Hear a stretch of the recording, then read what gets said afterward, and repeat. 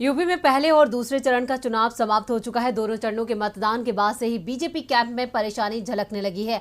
चुनाव बाद पार्टी की जो रिपोर्ट मिल रही है उससे पार्टी नेताओं की चिंता बढ़ गई है।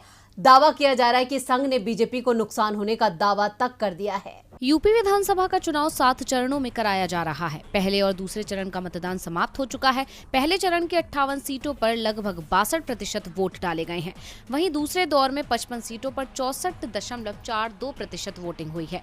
2017 के मुकाबले पहले 2 चरणों में करीब 1% वोटिंग कम हुई है। लेकिन मतदान के बाद वोटिंग के जो आंकड़े सामने आए हैं उसमें बीजेपी को अपनी हार दिखाई दे रही है।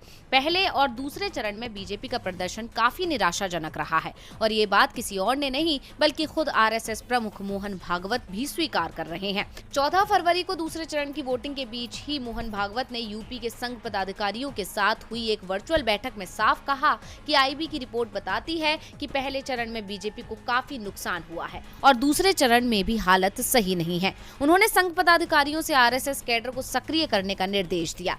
पहले चरण में 10 को पश्चिमी उत्तर प्रदेश की 58 सीटों पर मतदान हुआ था। 2017 के चुनाव में बीजेपी ने इनमें से 53 सीटों पर जीत हासिल की थी, लेकिन आईबी रिपोर्ट के आधार पर संघ का आकलन है कि पार्टी इस बार 30% सीटें ही जीत सकती है। वहीं दूसरे चरण में पश्चिमी उत्तर प्रदेश और रुहेलखंड की 55 सीटों पर 14 फरवरी को मतदान हुआ है। 2017 में बीजेपी ने इनमें से 38 सीटें जीती थी, लेकिन संघ का आकलन है कि इस बार बीजेपी आधी सीटें भी हासिल नहीं कर पाएगी। ऐसा इसलिए क्योंकि पहले चरण में किसान की आबादी ज्यादा थी और दूसरे चरण में उन जिलों में ज्यादा वोटिंग दर्ज की गई है जहां मुस्लिम आबादी अधिक है और दोनों ही बीजेपी की सरकार से नाराज चल रहे हैं, जिसकी वजह से बीजेपी की चिंता और बढ़ गई है। बीजेपी नेता भी इस बात को स्वीकार कर रहे हैं कि मुस्लिम बहुल बूथों पर इस बार वोटिंग प्रतिशत पहले से ज्यादा रहा है। अब आरएसएस प्रमुख मोहन भागवत ने भी इस बात को स्वीकार कर लिया है।